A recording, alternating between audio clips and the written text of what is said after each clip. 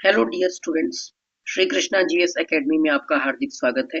आइए हम लोग कंटिन्यू करते हैं पॉलिटी जो बीपीएससी का कल हमने स्टार्ट किया था। पहला पार्ट हमने कवर कर लिया है बीपीएससी पीवाईक्यू पॉलिटी सेक्शन। आज दूसरा पार्ट और ये लास्ट पार्ट होगा पॉलिटी का। उसके बाद हम लोग इकोनॉमिक्स कवर करेंगे और 25 फरवरी तो हम लोग जो बीपीएससी पीवाईक्यू की जो सीरीज कवर कर लेंगे कम्प्लीटली। सारा कुछ कवर हो जाएगा 25 फरवरी तक।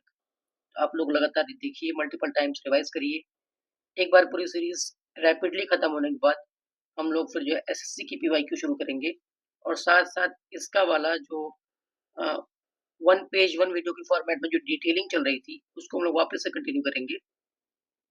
ये एक बार रैपिडली खत्म होने के बाद पहले इसको तेजी से खत्म कर देते हैं ताकि इसको भी अगर रिवाइज करना हो मल्टीपल टाइम तो रिवाइज कर सके।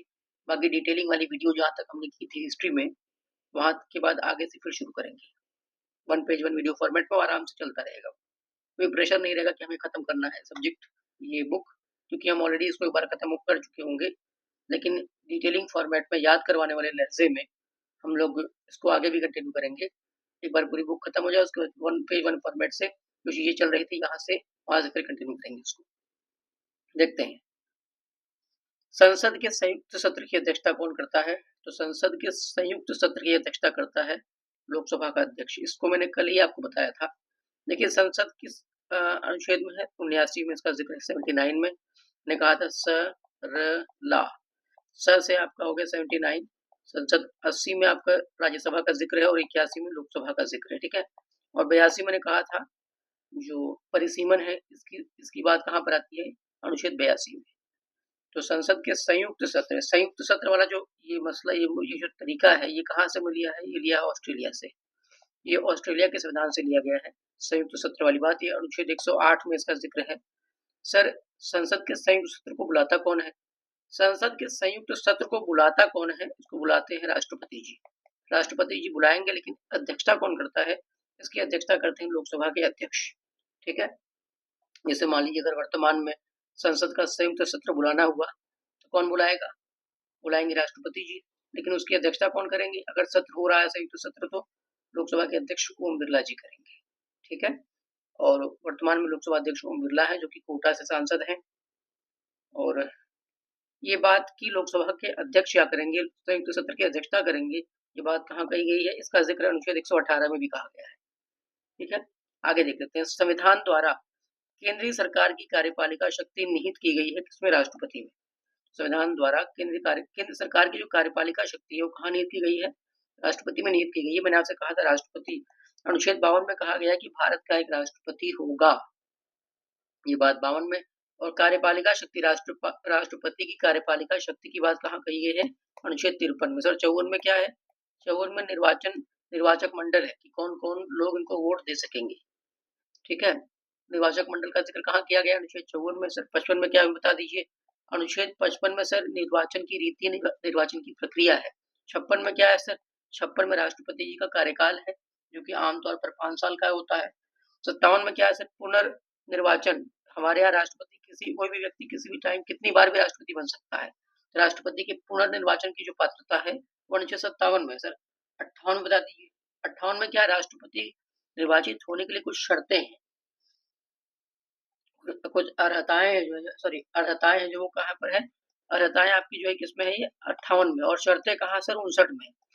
अर्हताएं आपकी 58 में है राष्ट्रपति बनने के लिए, निर्वाचित होने के लिए। राष्ट्रपति पद के लिए कुछ शर्तें होती हैं, वो 59 में है सर। शर्तें 59 में है सर। 60 में क्या है, 60 में जो है राष्ट्रपति द्वारा शपथ या प्रतिज्ञान।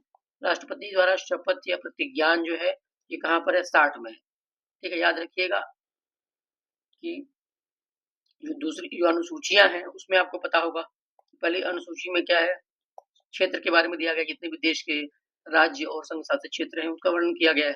दूसरे वाले में वेतन के बारे में कहा गया है। दूसरे वाले में क्या है, शपथ के बारे में कहा गया। तीसरी अनुसूची में विभिन्न पदाधिकारियों के शपथ के बारे में है, लेकिन वहां पर राष्ट्रपति के शपथ के बारे में नहीं बताया गया है। राष्ट्रपति का शपथ का जिक्र कहाँ किया गया, अनुच्छेद 60 में। राष्ट्रपति के शपथ का जिक्र तीसरी अनुसूची में नहीं है, लेकिन कहाँ पर है, अनुच्छेद 60 में। इस चीज को याद रखना है। अनुच्छेद 61 राष्ट्रपति पर महाभियोग चलाने के संबंध में है, ठीक है। और अनुच्छेद 62 ये कि अगर राष्ट्रपति का पद रिक्त होता है जैसे मान लीजिए कि राष्ट्रपति के पद रिक्त होने में 6 महीने के अंदर चुनाव करा लेना है। और एक बात और है कि अगर अगला राष्ट्रपति जैसे अब नए जैसे इस पुराने राष्ट्रपति का कार्यकाल अगर समाप्त हो रहा है, तो पुराने राष्ट्रपति का कार्यकाल समाप्त होने से पहले ही नए राष्ट्रपति का चुनाव कर लिया जाना चाहिए। ये बात भी कहाँ है? अनुच्छेद 62 में कही गई है। ठीक। और अनुच्छेद 72 में राष्ट्रपति की जो क्षमादान शक्तियां हैं, क्षमादान शक्ति, निलंबन, लघुकरण, परिहार, ये सब कहाँ पर है? अनुच्छेद 72 में है। ये सब सारा मैंने आपको बता दिया। राष्ट्रपति जी के से संबंधित जितने भी अनुच्छेद थे वो आप इसको बार बार रिवाइज करेंगे तो अपने आप तैयार हो जाएगा। भारतीय राजनीतिक व्यवस्था में कार्यपालिका डैश के दिन कार्य करती है।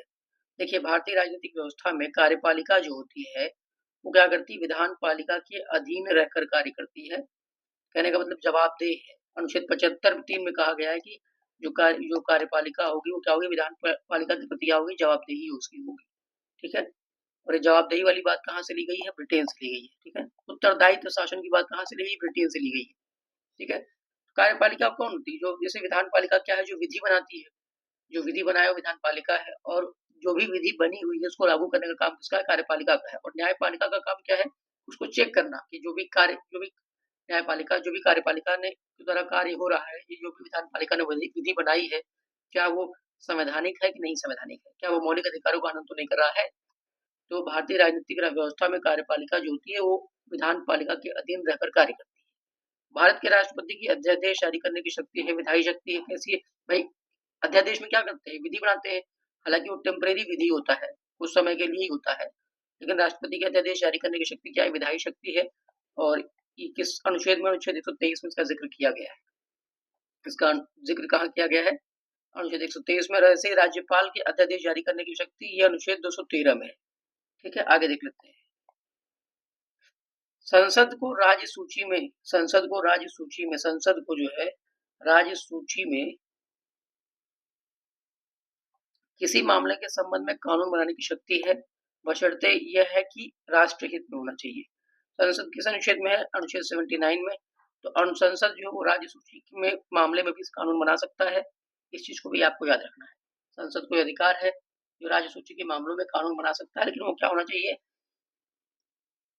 राष्ट्र के हित में होना। किसी मामले में के संबंध में कानून बनाने की शक्ति प्राप्त है। ठीक है। लोकसभा का सदस्य चुने जाने के लिए एक व्यक्ति को, मैंने आपसे कहा था लोकसभा का सदस्य चुने जाने के लिए यानी सांसद बनने के लिए, लोकसभा सांसद बनने के लिए कितनी उम्र होनी चाहिए? 25 उम्र। 25 वर्ष कम से कम उसकी आयु होनी चाहिए। ठीक है। और अगर राज्यसभा का सदस्य चुने जाना है तो कितनी उम्र? 30 वर्ष। एमपी या एमएलए मतलब कि विधायक और सांसद बनने के लिए, लोकसभा का सांसद बनने के लिए 25 वर्ष, विधायक बनने के लिए किसी भी राज्य का 25 वर्ष। ठीक है। और अगर 30 वर्ष किसके लिए है? 30 वर्ष है अगर आपको राज्यसभा का सांसद बनना है तो 30 वर्ष सदस्य, और विधान परिषद का सदस्य बनना है तो भी कितना होना चाहिए? 30 वर्ष होना चाहिए। ठीक है, इस चीज को याद रखना है। संसद का हिस्सा होता है तो राष्ट्रपति, मैंने आपसे बता चुका हूँ पहले से कि संसद का हिस्सा कौन होता है? राष्ट्रपति होते हैं। संसद जिक्र अनुच्छेद 79 में है। संसद बराबर राष्ट्रपति प्लस लोकसभा प्लस राज्यसभा। ठीक है, इस चीज को याद रखना। तीनों मिलाकर के क्या माना जाएगा? संसद मानी जाएगी। भारत का महान्यायवादी जिसके द्वारा नियुक्त किया जाता है वो कौन है? भारत के राष्ट्रपति। महान्यायवादी का जिक्र किसमें है? अनुच्छेद 76 में। कमेंट सेक्शन में बताइए वर्तमान में भारत के महान्यायवादी कौन है? भारत के पहले महान्यायवादी कौन थे? ठीक है। तो भारत का महान्यायवादी जिसके द्वारा नियुक्त किया जाता है वो कौन है? भारत के राष्ट्रपति। अनुच्छेद 76। भारत सरकार को कानूनी विषयों पर परामर्श देता है। भारत सरकार को कानूनी विषयों पर परामर्श कौन देता है? अटॉर्नी जनरल यानी कि महान्यायवादी। ठीक है, ये कानूनी सलाहकार होता है सरकार का। एक गैर सदस्य के रूप में संसद के किसी एक सदन की कार्यवाही में भाग ले सकता है कौन? महान्यायवादी। ये बात कहाँ कही गई? 89 में, अनुच्छेद 89 में कहा गया है, सॉरी अनुच्छेद 88 में कहा गया है कि महान्यायवादी जैसे मंत्री होते हैं ठीक उन्हीं की तरह काम वो भी कर सकता है। उसे बस बोलने का अधिकार है, सरकार का प्रतिनिधित्व करने का अधिकार है, लेकिन उसको वोट देने का अधिकार नहीं है संसद में। गैर सदस्य के रूप में संसद के किसी एक सदन की कार्यवाही में भाग ले सकते कौन? महान्यायवादी। भारत सरकार का वह अधिकारी जो सदस्य न होते हुए भी भारतीय संसद की कार्यवाही में भाग लेने का अधिकार रखता है तो अटॉर्नी जनरल। ठीक है, ये किस में कहा गया? 88 में कहा गया। ठीक है। और अटॉर्नी जनरल महान्यायवादी का जिक्र कहाँ पर है? अनुच्छेद 76 में है। ठीक। भारत सरकार का प्रथम विधि अधिकारी कौन है? महान्यायवादी। धन विधेयक पेश किया जा सकता है केवल लोकसभा में। धन विधेयक इसका जिक्र अनुच्छेद 109 में भी है। हालांकि परिभाषा कहाँ दी गई है? अनुच्छेद 110 में। एग्जाम में भी आपको 110 ही लगाना है। ठीक है। धन विधेयक पेश किया जा सकता है केवल लोकसभा में। राज्यसभा का पदेन अध्यक्ष। अच्छा, धन विधेयक, कोई विधेयक धन विधेयक है कि नहीं, कौन तय करेगा? लोकसभा अध्यक्ष, लोकसभा स्पीकर डिसाइड करेंगे कि भैया ये बिल जो है वो मनी बिल है कि नहीं है, क्योंकि धन विधेयक के मामले में लोकसभा को पावर है, राज्यसभा वहां पे कमजोर है। ठीक, राज्यसभा का पदेन अध्यक्ष कौन होता है? तो उपराष्ट्रपति जो राज्यसभा के पदेन अध्यक्ष होते हैं, ये बात कही गई है अनुच्छेद 64 में। जो उपराष्ट्रपति होते हैं वो क्या होते हैं? राज्यसभा के पदेन अध्यक्ष होते हैं। उपराष्ट्रपति के बारे में आपको बता दें, ये भारत का एक उपराष्ट्रपति होगा, ये बात कहाँ कही गई है? अनुच्छेद 63। अनुच्छेद 63 में कहा गया कि भारत का एक उपराष्ट्रपति होगा, और अनुच्छेद 64 में कहा गया कि उपराष्ट्रपति जो होंगे वो राज्यसभा के पदेन सभापति होंगे। उपराष्ट्रपति राज्यसभा के क्या होंगे? पदेन सभापति होंगे। ठीक, उसके बाद अनुच्छेद 65 में क्या कहा गया है सर? अनुच्छेद 65 में कहा गया है कि उपराष्ट्रपति जो होंगे, अगर मान लीजिए राष्ट्रपति कभी इमरजेंसी में पद उनका खाली हो गया है, उस कंडीशन में राष्ट्रपति की अनुपस्थिति में राष्ट्रपति के तौर पर काम कर सकते हैं कौन? उपराष्ट्रपति।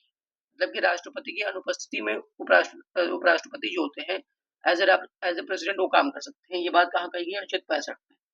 ठीक, 66 में क्या कहा गया है? उपराष्ट्रपति के निर्वाचन संबंधी बात कहाँ पे, उनका चुनाव कैसे होना है, सब कुछ आपका 66 में है।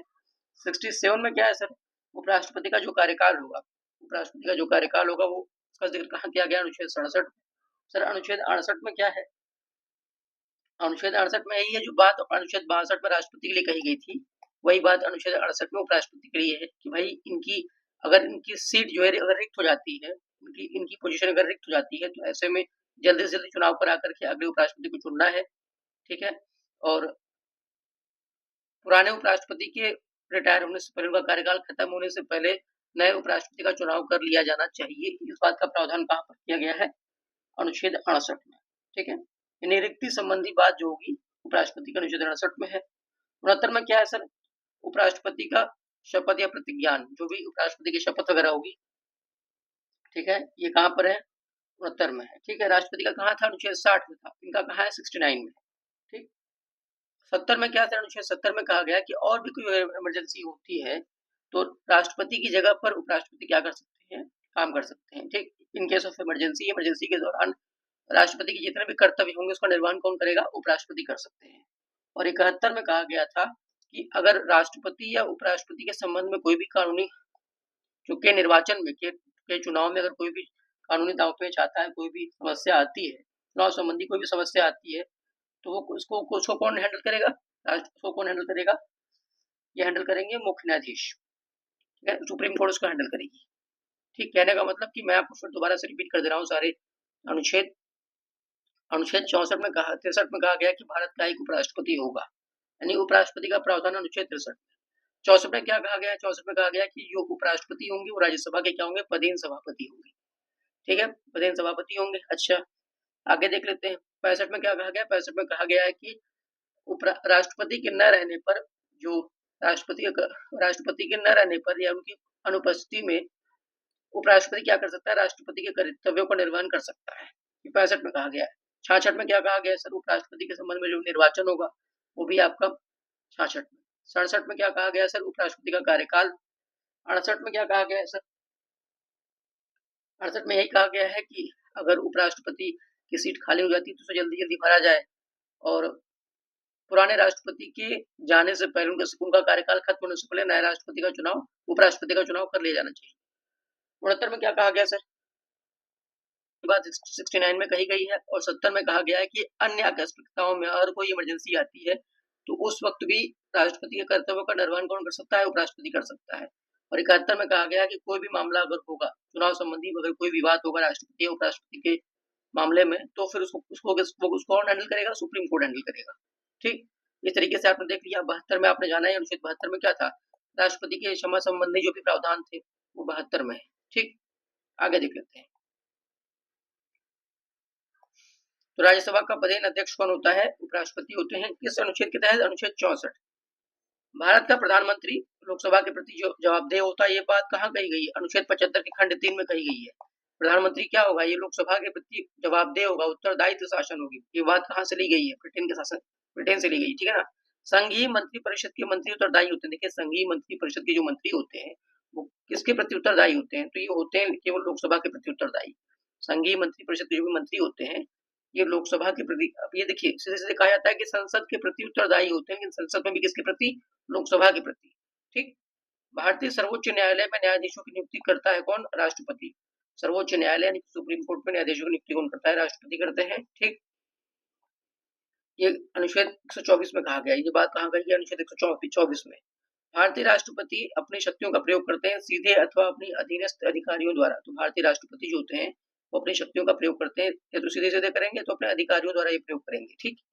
एक एमपी की सीट यानी मेंबर ऑफ पार्लियामेंट की सीट को रिक्त घोषित किया जा सकता है यदि वह सदन से लगातार कितने दिन अनुपस्थित रहे? 60 दिन। अगर वो सदन से लगातार बिना बताए 60 दिन एब्सेंट रहता है तो उसकी सीट को क्या करेंगे? वैकेंट घोषित कर देंगे।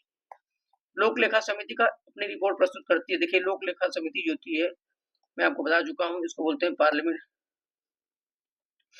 Public account committee. यहाँ देखिए लोक लेखा समिति जो होती है अपनी रिपोर्ट प्रस्तुत करती है लोकसभा के स्पीकर को। लोकसभा के स्पीकर को प्रस्तुत करती है। इसमें कितने लोग होते हैं? इसमें 22 लोग होते हैं। 15 होते हैं राज्यसभा लोकसभा से और 7 होते हैं राज्यसभा से। ठीक है।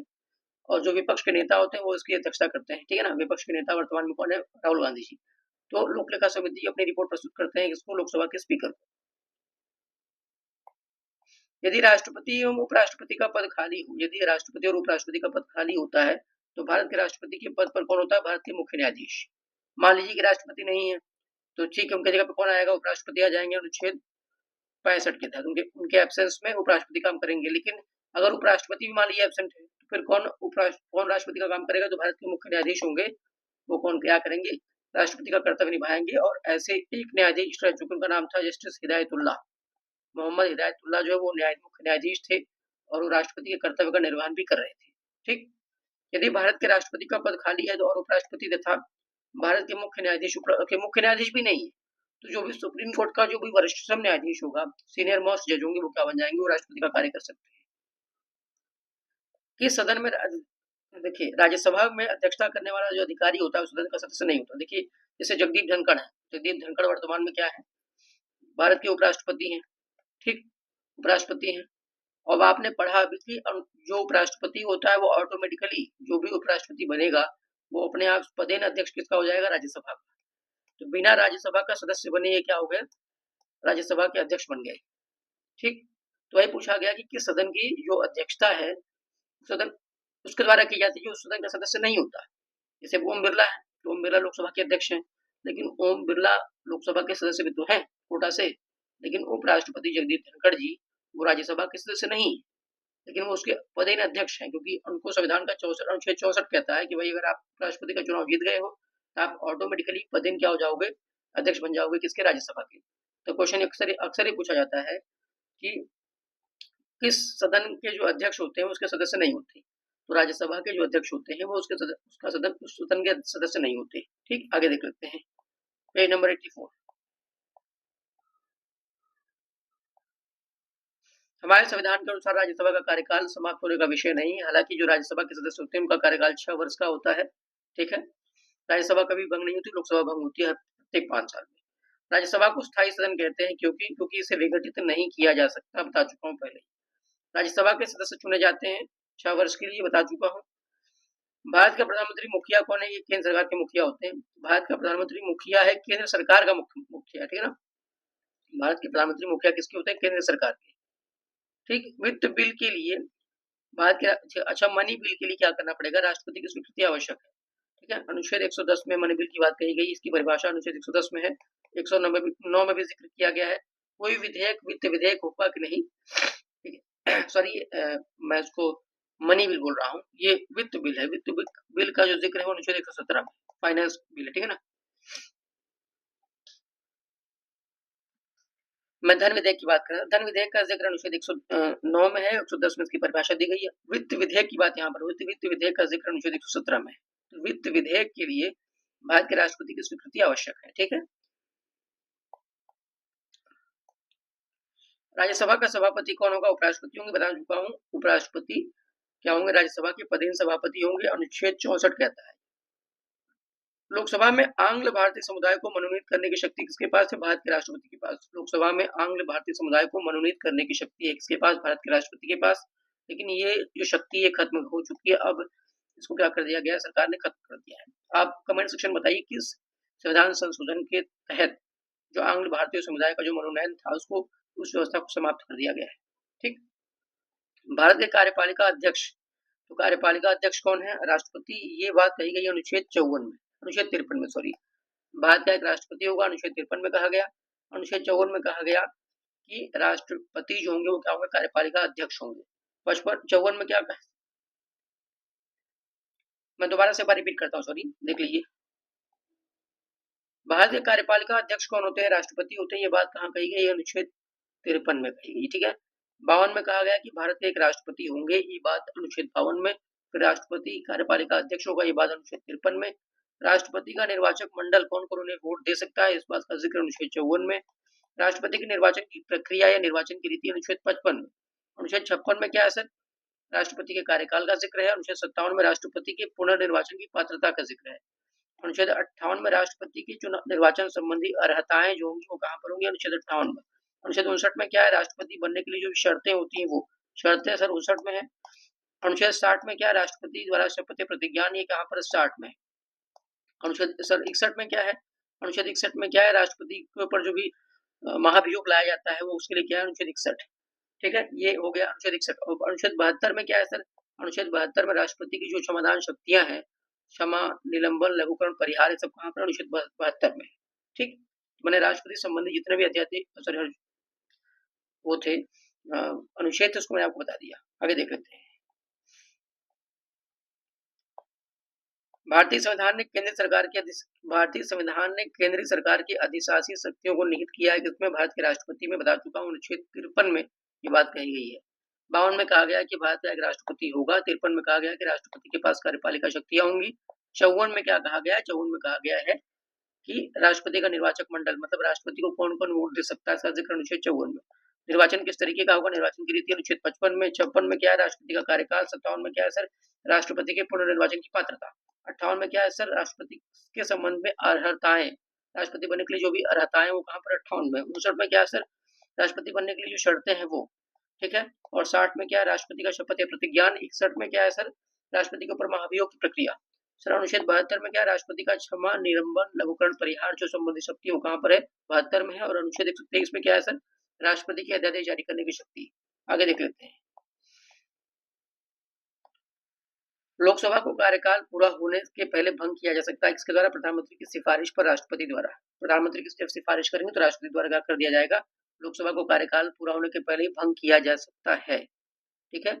कमेंट सेक्शन में आप बताइए कि वर्तमान में जो लोकसभा चल रही है, 2024 में जो चुनाव हुआ था, वो किस नंबर की, किस संख्या की लोकसभा है। ठीक है। आमतौर पर भारत के प्रधानमंत्री कौन होते हैं? लोकसभा के सदस्य होते हैं। तो वर्तमान में भी भारत के प्रधानमंत्री जो है वो लोकसभा के सदस्य हैं। वहाँ वो कौन है? मोदी जी कहाँ से सांसद है? वाराणसी से सांसद है। ठीक है। भारत के राष्ट्रपति को यह अधिकार नहीं प्राप्त है कि वह उच्चतम न्यायालय के न्यायाधीश को हटाए। राष्ट्रपति को यह अधिकार नहीं प्राप्त है कि वो सुप्रीम कोर्ट के न्यायाधीश को हटाए। वो संसद कर सकती है। आगे देख लेते हैं। संसद के दोनों सदनों को का संयुक्त अधिवेशन, मैंने आपसे कहा था संसद का अनुच्छेद क्या है? अनुच्छेद 79। संयुक्त अधिवेशन का अनुच्छेद 108 ऑस्ट्रेलिया से ली गई है परंपरा। ठीक है। और इसकी बुलाता कौन है? बुलाते हैं राष्ट्रपति। अध्यक्षता कौन करते हैं? लोकसभा के अध्यक्ष। ठीक है। तो संसद के दोनों सदनों का संयुक्त अधिवेशन आयोजित होता है कब? देखिए, दोनों सदनों का जो संयुक्त अधिवेशन कब होगा? एक ऐसे विधेयक पर होगा जो विचार करने और उससे पारित करने के लिए होगा जिसमें दोनों में मतभेद हो। जैसे मान लीजिए कोई बिल है, उस पर दोनों ही सदन में, लोकसभा और राज्यसभा में मतभेद है, पारित नहीं हो पा रहा है, तो उस कंडीशन में क्या होगा? संयुक्त अधिवेशन बुलाया जाएगा। लेकिन याद रहे साधारण बिल होता है, धन विधेयक में संयुक्त अधिवेशन नहीं होता। कहने का मतलब ये होता है कि संयुक्त अधिवेशन तभी बुलाया जाएगा जब किसी साधारण विधेयक पर विचार करने और उसे पारित करने के लिए दोनों सदनों में क्या हो? मतभेद हो तभी। और धन विधेयक के कंडीशन में संयुक्त अधिवेशन नहीं बुलाया जाएगा। इस चीज को नोट करना है। लोकसभा का नेता कौन? प्रधानमंत्री कौन होते हैं? लोकसभा के नेता होते हैं। और लोकसभा का अनुच्छेद क्या है? अनुच्छेद 81 में इसका जिक्र है। ठीक है। वर्तमान लोकसभा में प्रत्येक राज्य के लिए स्थानों का आवंटन आधारित है सन 1991 की जनगणना पर। तो वर्तमान लोकसभा में जो प्रत्येक राज्य के लिए स्थानों का जो आवंटन है वो किस पर आधारित है? सन 1971 की जनगणना पर। ठीक है। 1971 की जनगणना पर। वर्तमान में लोकसभा के कितने मेंबर हैं जिनका निर्वाचन होता है? तो 543। ठीक है, 543 होता है। ठीक। दो लोगों को आंग्ल भारतीय समुदाय से मनोनीत किया जाता था, लेकिन वो प्रथा खत्म हो चुकी है। मैंने आपसे कमेंट सेक्शन में उसका उत्तर देने के लिए कहा है। ठीक है। तो अधिकतम संख्या कितनी होगी? 545, सॉरी 550। अधिकतम संख्या कितनी होगी? 550। लोकसभा के बारे में आपको स्पष्ट बता दे रहा हूँ। लोकसभा में अधिकतम कितनी संख्या होगी? 550 वर्तमान में, ठीक। और अभी वर्तमान में क्या स्थिति है? तो कितने हैं? 543, ठीक।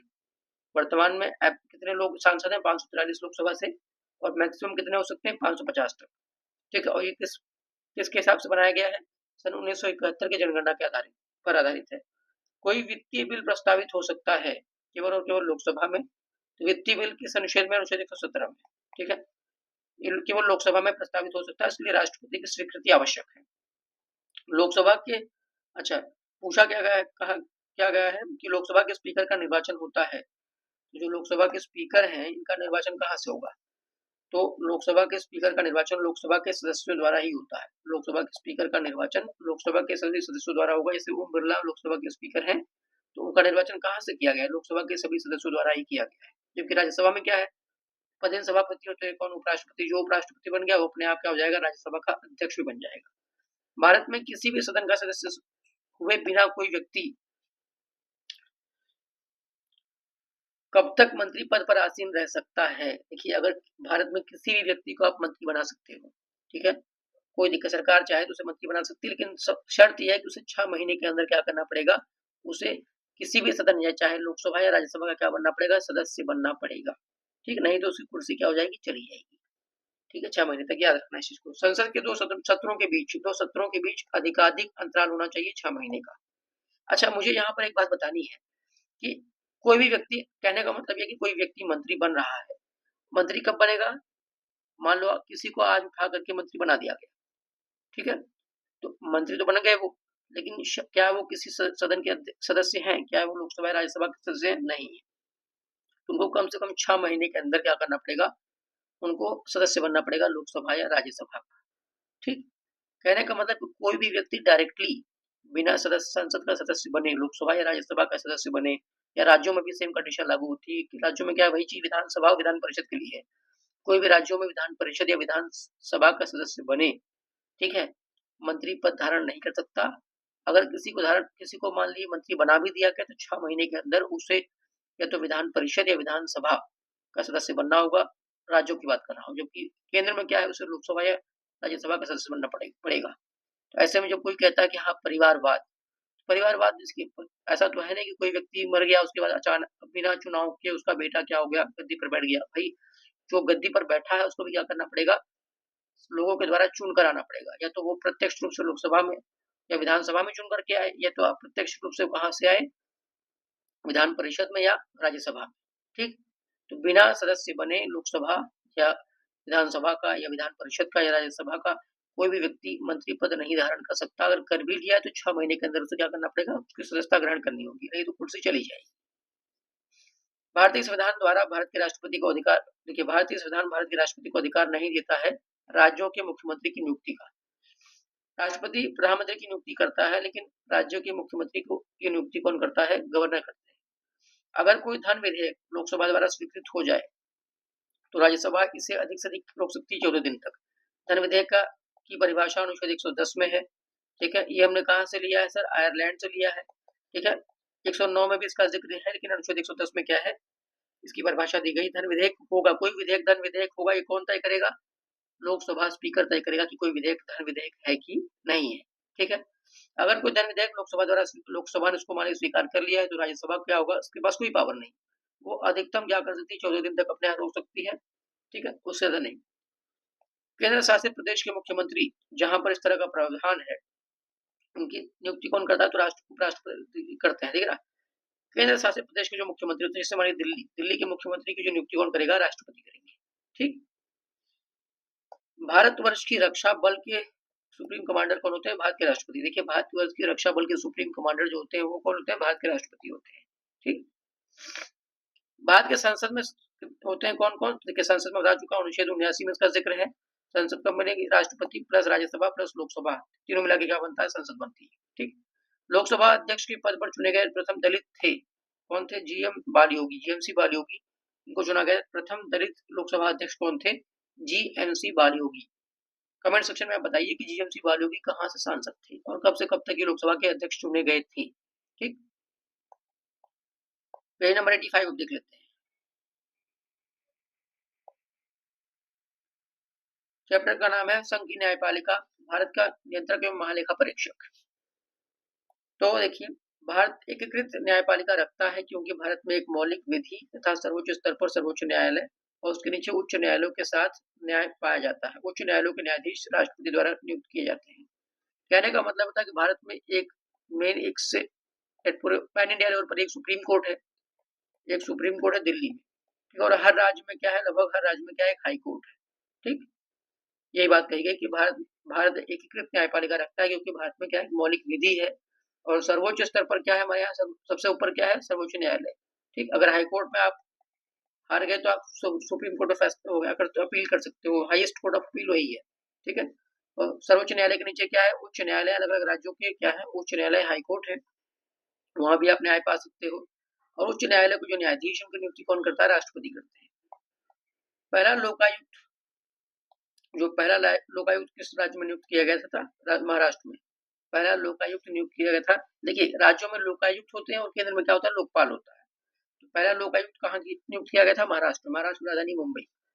स्वतंत्र भारत के प्रथम विधि आयोग के अध्यक्ष कौन थे, तो एमसी सीतलवाड़। स्वतंत्र भारत के जो प्रथम विधि आयोग के जो अध्यक्ष थे, ठीक है, वो कौन थे, एमसी सीतलवाड़। वर्तमान में जो विधि आयोग है, इसके अध्यक्ष कौन है, इसको आप कमेंट सेक्शन में बताइए। वर्तमान में विधि आयोग के अध्यक्ष कौन है, इसको आप कमेंट सेक्शन में बताइए। ठीक है, उच्चतम न्यायालय का न्यायाधीश अपना पद कार्यकाल समाप्त होने के पूर्व अपना इस्तीफा किसे सौंपकर त्याग सकता है। देखिए, जैसे मान लीजिए उच्चतम न्यायालय सुप्रीम कोर्ट है, इसका जो भी न्यायाधीश होगा, उसका जो कार्यकाल है उसको समाप्त होने से पहले ही अपना इस्तीफा किसे दे सकता है, तो राष्ट्रपति को अपना इस्तीफा वो दे सकता है।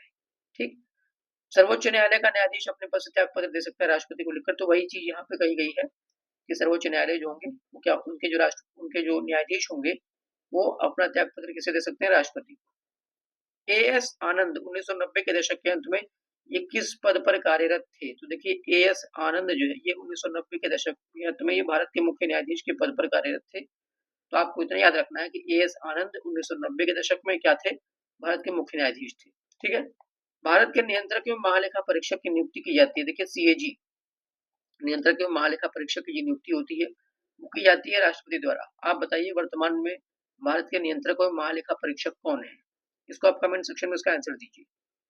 ठीक है, नियंत्रक एवं महालेखा परीक्षक का आपको याद रखना है, अनुच्छेद 148 से लेकर के अनुच्छेद 151 तक इनका जिक्र है। ये भाग 5 में है। ठीक है, भाग 5 में अनुच्छेद 148 से 151। ठीक है, इन्हें जो पब्लिक पर्स होती है, लोग पब्लिक पर्स का गार्जियन कहा जाता है, पब्लिक पर्स का इनको अभिभावक कहा जाता है। ठीक है ना, पब्लिक पर्स का अभिभावक कहा जाता है किसे, नियंत्रक एवं महालेखा परीक्षक। ठीक है, कमेंट सेक्शन में आप ये भी बताइए कि पहले नियंत्रक एवं महालेखा परीक्षक भारत के कौन थे।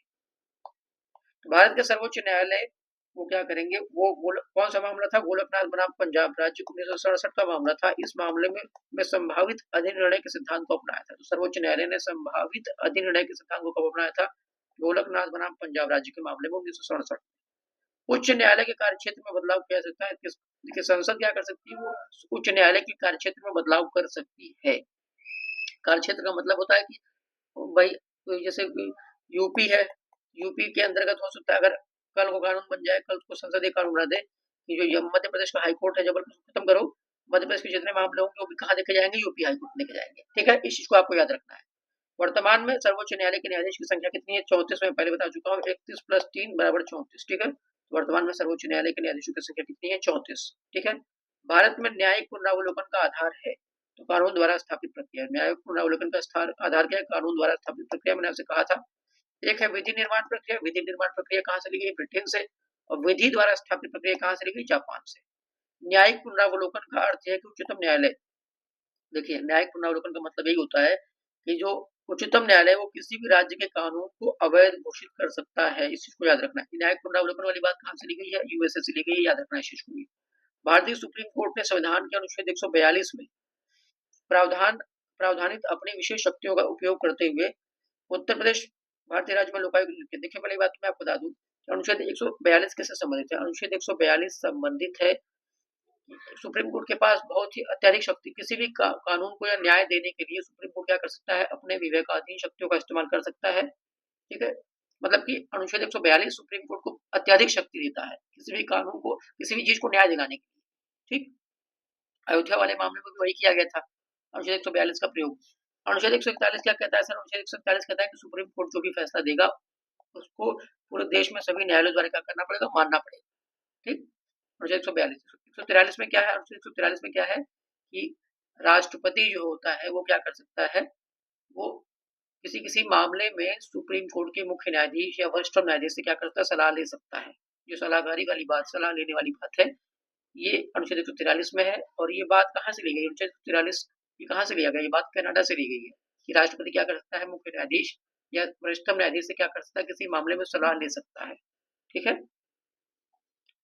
अनुच्छेद 141 क्लियर हो गया कि भाई सुप्रीम कोर्ट जो भी फैसला देगा उसको पूरे देश में क्या करना पड़ेगा? देश के सभी न्यायालयों को मानना पड़ेगा और सभी देश के सारे हिस्से में लागू होगा। 42 में क्या कहा गया? सुप्रीम कोर्ट के पास अत्यधिक शक्ति है, न्याय दिलाने के लिए वो अपनी शक्ति का इस्तेमाल कर सकता है।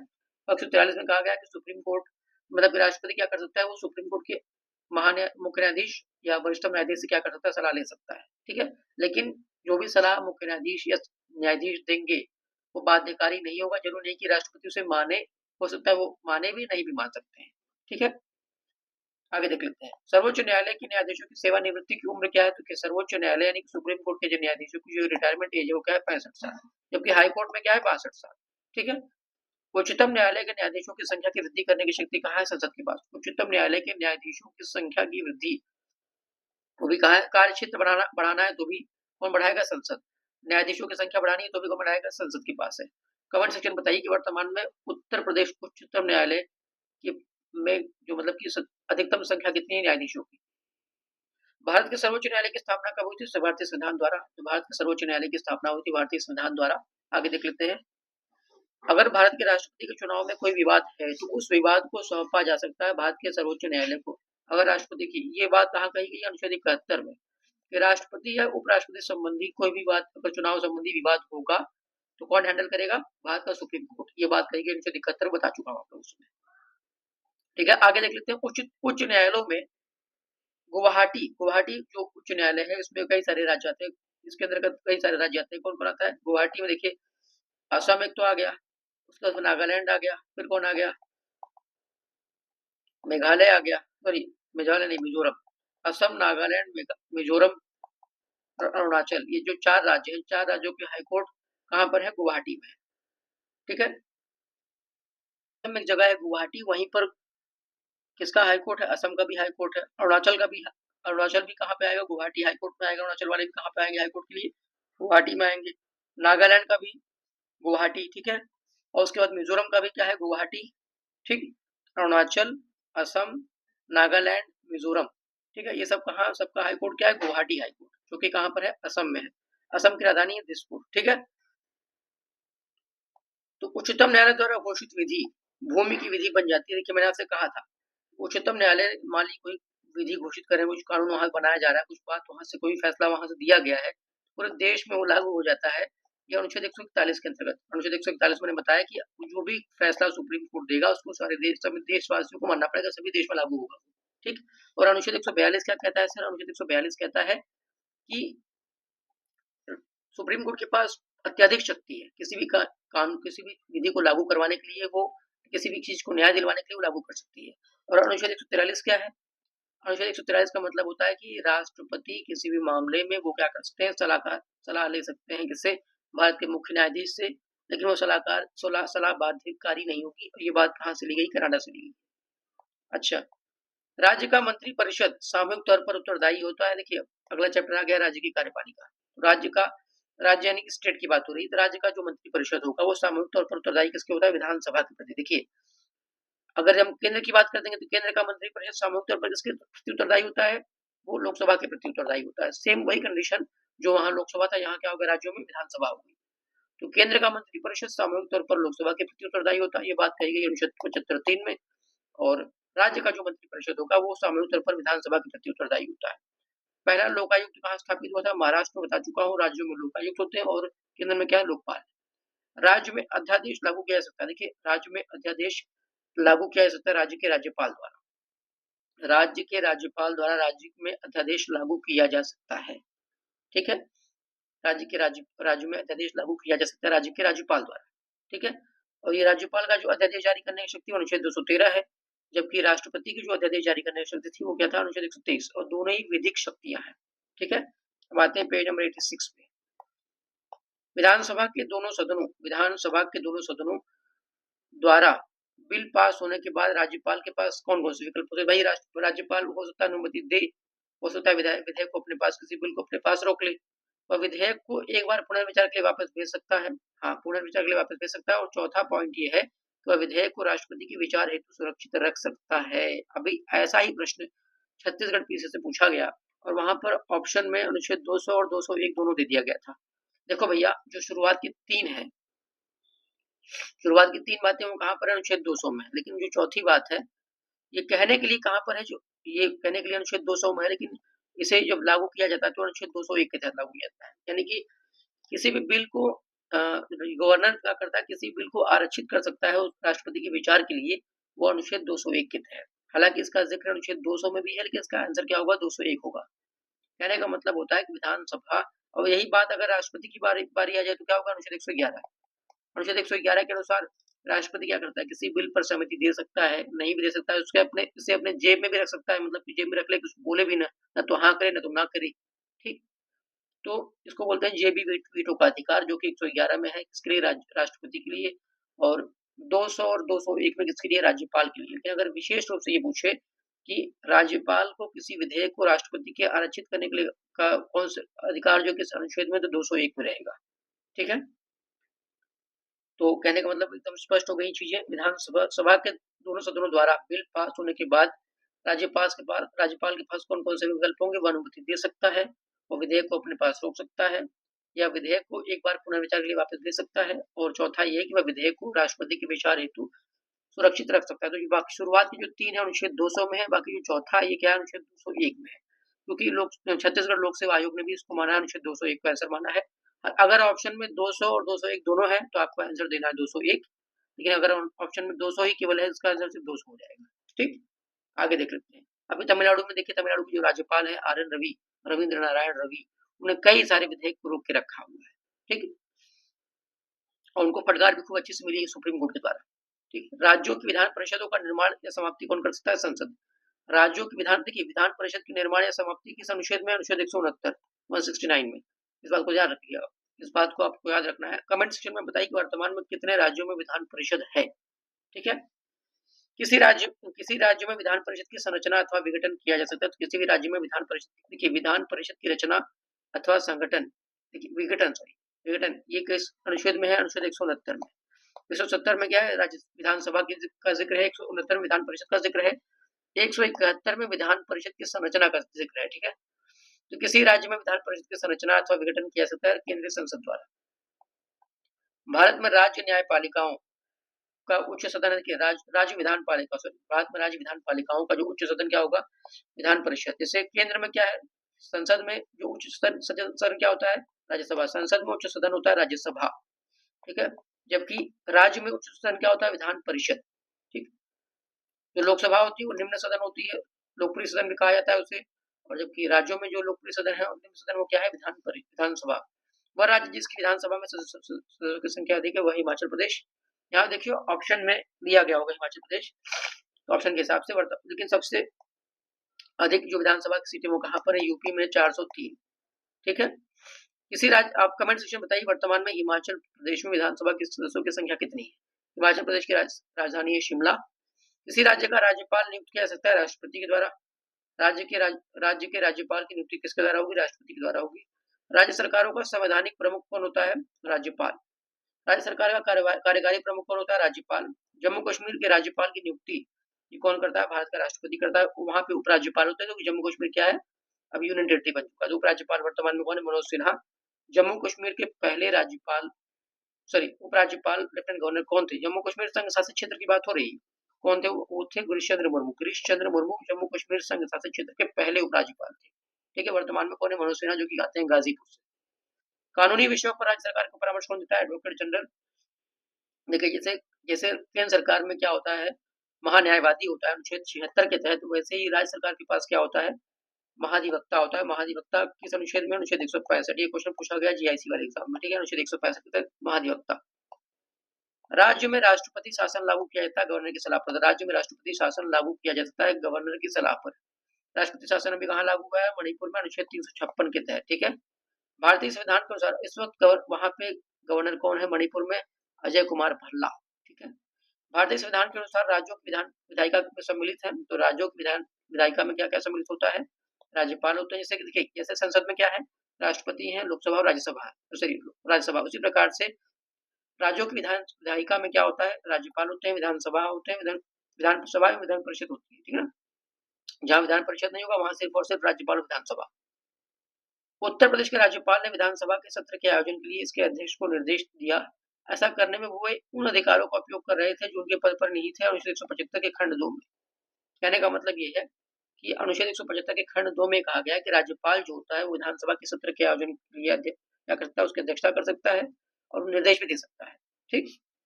भारतीय संविधान के किस अनुच्छेद में राज्य की विधानसभाओं के निर्वाचन का प्रावधान किया गया? तो अनुच्छेद 170 बता चुका हूँ ऊपर ही। 169 में किसके लिए है? विधान परिषद का गठन या उसके खत्म करने की बात है। 171 में विधान परिषद के संगठन की बात है, जबकि 170 में क्या है? विधानसभा की बात है। 169 विधान परिषद के लिए। विधान परिषद क्या है? वर्तमान में इसे यूपी में भी है, बिहार में भी है, तेलंगाना में भी है, ठीक है। यूपी, बिहार, तेलंगाना, ठीक है। मैं आपको बता दे रहा हूँ कहाँ पर विधान परिषद है वर्तमान में। विधान परिषद कहाँ है? तेलंगाना में है, उत्तर प्रदेश में है, ठीक है ना, बिहार में है, महाराष्ट्र में है, जम्मू कश्मीर में था, हालांकि वो तो संघ शासित क्षेत्र बन चुका है, वहां पे अब नहीं है, आंध्र प्रदेश में है और कर्नाटक में, ठीक है।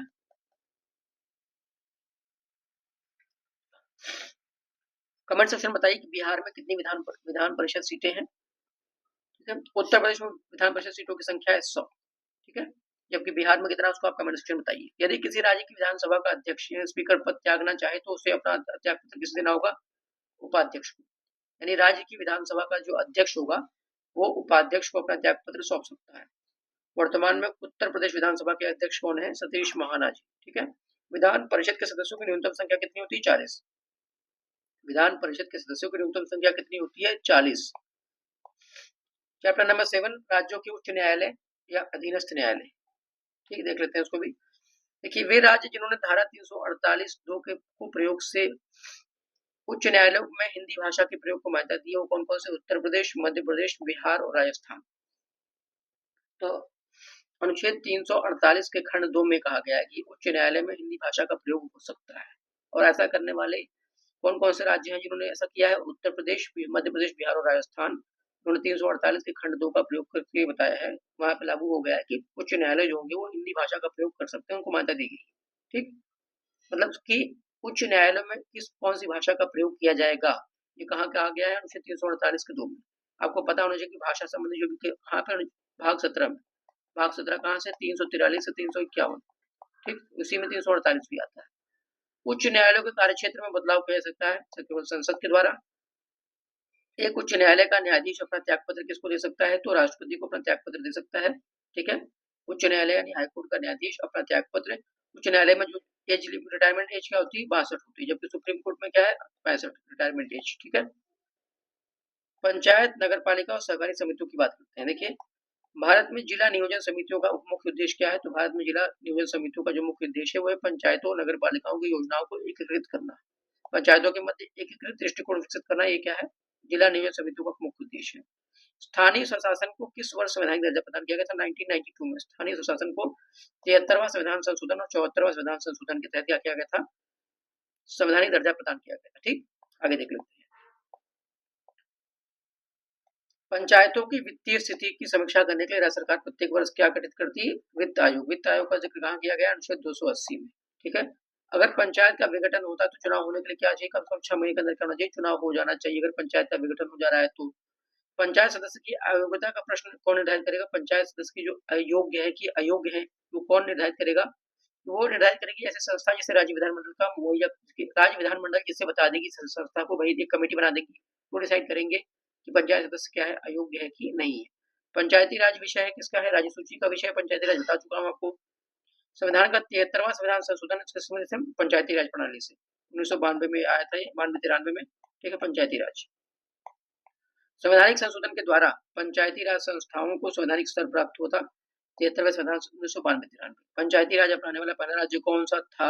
राजस्थान। देखिए भैया, पंचायती राज जहाँ पहले स्टार्ट हुआ था वो था 2 अक्टूबर 1959। 2 अक्टूबर 1959 कहाँ पर? राजस्थान के नागौर जिले। ठीक है, लेकिन अगर कोई ये पूछे कि 73वां संविधान संशोधन जब लागू हुआ तो इसे लागू करने वाला पहला राज्य कौन सा था? 73वां संविधान संशोधन लागू करने वाला पहला राज्य था मध्य प्रदेश। 73वां संविधान संशोधन लागू करने वाला पहला राज्य था मध्य प्रदेश, जबकि पंचायती राज अपनाने वाला पहला राज्य क्या था? राजस्थान। यहाँ पे सिर्फ पंचायती राज अपना लिया गया था, कोई कानून नहीं बना था। ठीक है, 2 अक्टूबर 1959 को नेहरू जी ने क्या किया था, यहाँ पर स्टार्ट किया, करवाया था, उद्घाटन किया था उन्होंने। ठीक है, नागौर जिले। भारत में पंचायती राज व्यवस्था राजस्थान के बाद कहाँ प्रारंभ हुई थी? आंध्र प्रदेश में। पंचायती राज प्रथम बार प्रवर्तित किया गया था राजस्थान, बता चुका हूँ, 2 अक्टूबर 1959, नेहरू। पंचायती राज विचारधारा की शुरुआत किसने की थी? बलवंत राय मेहता ने। तो मेहता समिति आई थी 1957 में, बैठी थी, 1959 में रिपोर्ट दी थी बलवंत राय मेहता समिति। ठीक है ना। 3 स्तरीय पंचायत की उन्होंने बात की थी। विकेंद्रीकरण प्रणाली की शुरू सिफारिश की थी किसने? बलवंत राय मेहता ने। भारत में पंचायती राज की अनुशंसा के लिए बनी समिति के अध्यक्ष थे बलवंत राय मेहता। बाद में फिर पता है अशोक मेहता भी थे इसके अध्यक्ष बाद में। यहाँ पे देखिए अलग अलग पंचायती राज समितियों का जिक्र किया गया है। तो हनुमंता राय समिति बनी थी 1984 में, जीवीके राय समिति 1985 में, अशोक मेहता समिति 1977 में, एलएम सिंघवी 1986 में और बलवंत राय मेहता 1957 में समिति बनी थी। जब रिपोर्ट दी थी उसका डेट नहीं है, समिति बनने का जिक्र है। हनुमंता राव 1984, जीवीके राव 1985। एक सादिक अली समिति थी, वो भी पंचायती राज से संबंधित है, इसको राजस्थान सरकार ने बनाया था। ठीक है, बहुत सारी समितियां हैं, इसको याद रखना है, सब पंचायती राज से संबंधित समितियां हैं। पंचायती राज संस्थाओं को 29 कार्यों की सूची, देखिए 29 कार्यों की सूची कहाँ गई है?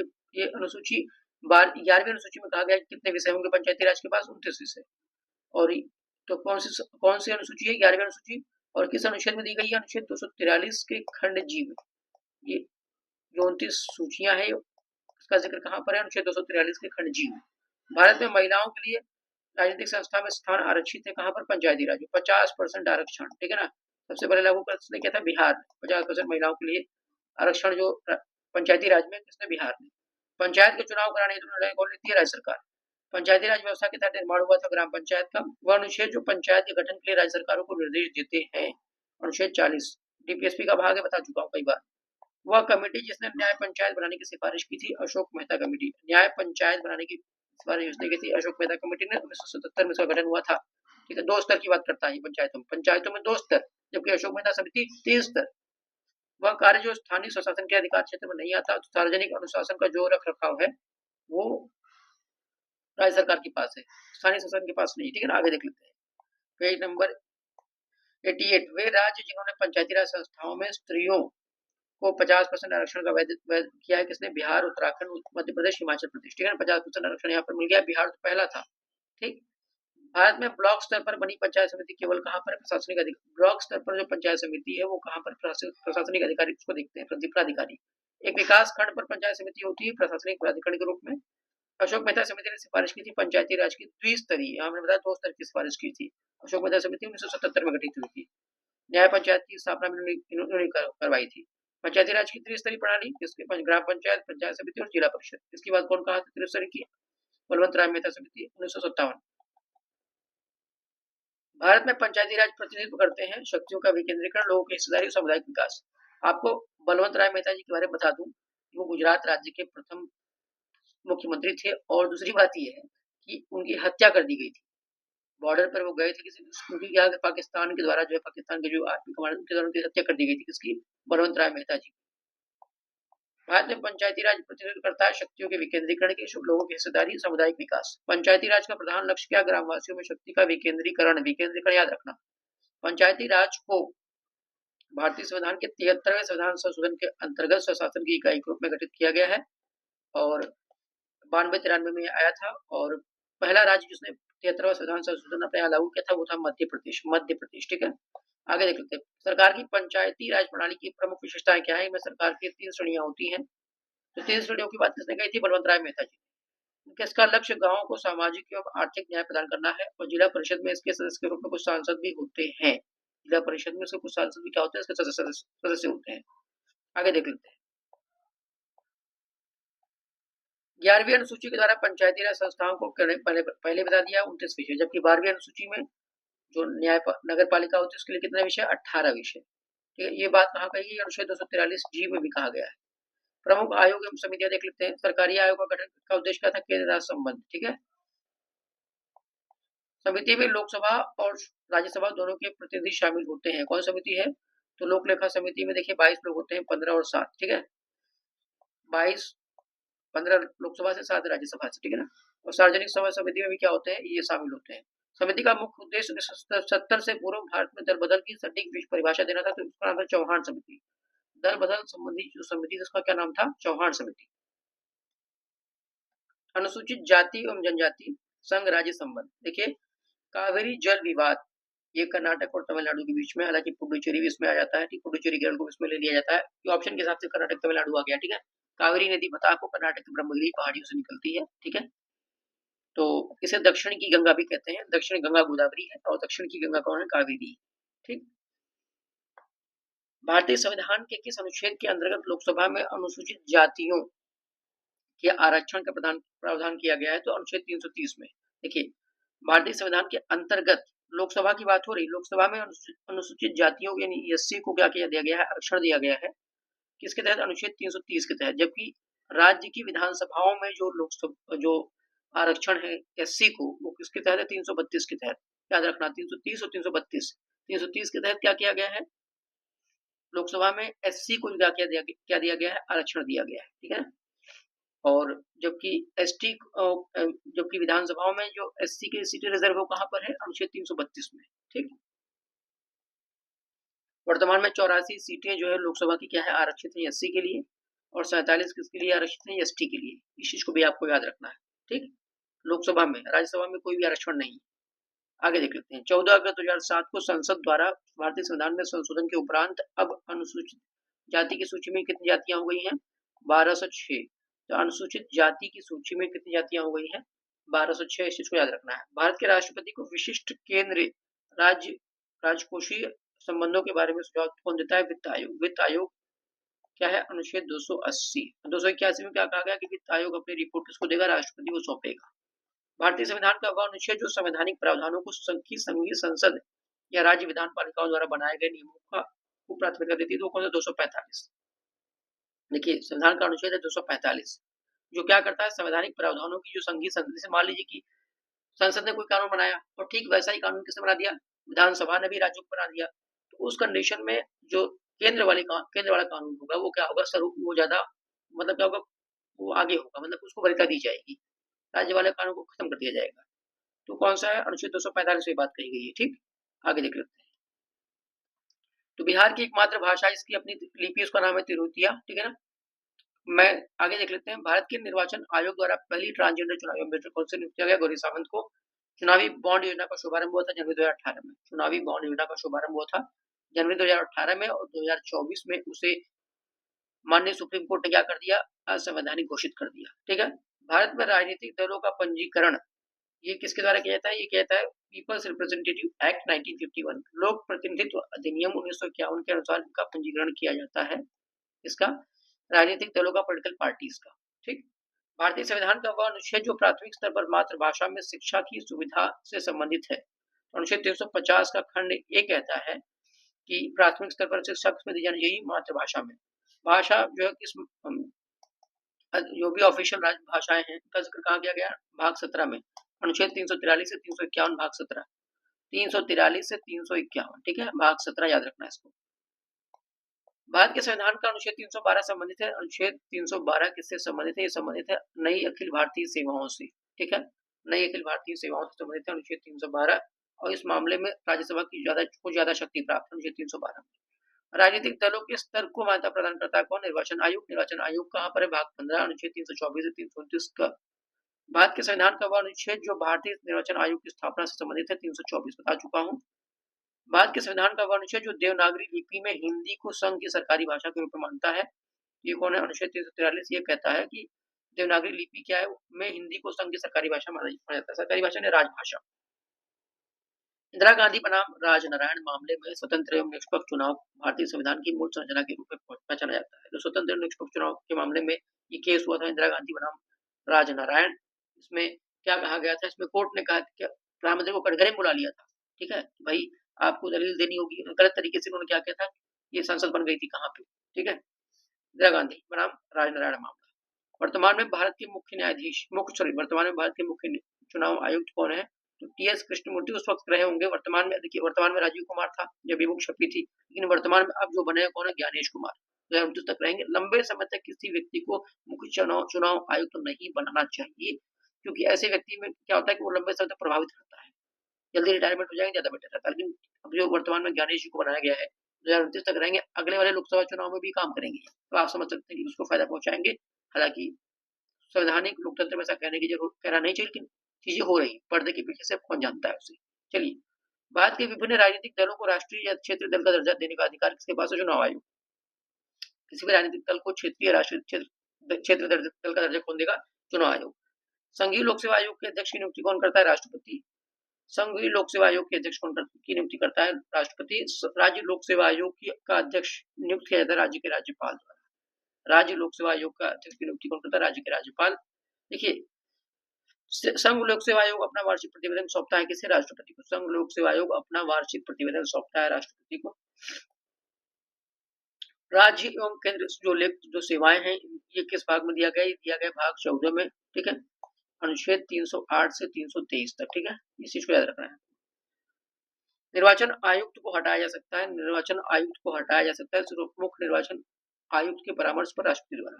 किसी भी, देखिए, निर्वाचन आयुक्त जो होते हैं, मान लीजिए एक मुख्य निर्वाचन आयुक्त हो गए, उनके साथ 2 लोग और होते हैं, तो निर्वाचन आयुक्त को हटाया जा सकता है मुख्य निर्वाचन आयुक्त के परामर्श पर राष्ट्रपति द्वारा। आपात उपबंध संविधान संशोधन, आपात उपबंध, इसका जिक्र कहाँ किया गया, भाग 18 में, ठीक है, आपात और संविधान संशोधन भाग 20 में। एक ही अनुच्छेद इसका है, अनुच्छेद 368। कहां से लिया गया, दक्षिण अफ्रीका से। संवैधानिक संशोधन अधिनियम ने भारत में के संविधान में मौलिक अधिकारों और डीपीएसपी में सहकारी समितियों से संबंधित नए प्रावधान जोड़े थे। तो 57वां संविधान संशोधन था 2011 में। इसने क्या किया था, जो मौलिक अधिकारों और डीपीएसपी में सहकारी समितियों को कब जोड़ा गया था, 97वां संविधान संशोधन 2011 का। भारतीय संविधान की प्रस्तावना में समाजवादी, धर्मनिरपेक्ष, बता चुका हूँ कई बार, 42वां संविधान संशोधन 1976, इसे मिनी संविधान भी कहते हैं, लघु संविधान।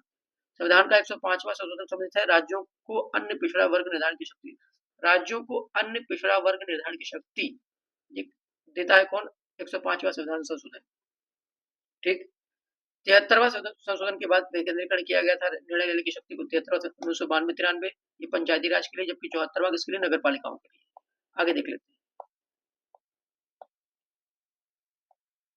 73वें संविधान संशोधन अधिनियम के तहत पंचायती राज संस्थाओं में चुनाव लड़ने की जो उम्र क्या है, न्यूनतम उम्र क्या है, 21 वर्ष, बता चुका हूँ। भारतीय संविधान के संशोधन का प्रस्ताव लाया जा सकता है, संविधान में के संशोधन का प्रस्ताव लाया जा सकता है संसद के द्वारा, किसी भी देखिए, संशोधन के मामले में दोनों को ही क्या है, बराबर, राज्यसभा लोकसभा को दोनों को बराबर की शक्तियां हैं। ऐसा यूपीएससी में पूछा गया क्वेश्चन। 127वां संविधान संशोधन विधेयक बिल 2021 संबंधित किससे, आरक्षण से। तो जो अभी आपने देखा 102 संविधान संशोधन, ये ओबीसी राज्यों को ओबीसी, 105वां संविधान संशोधन अभी आपने देखा, इसमें राज्यों को ओबीसी पहचानने की शक्ति दे दी गई थी। वो बिल कौन सा था, 127वां था।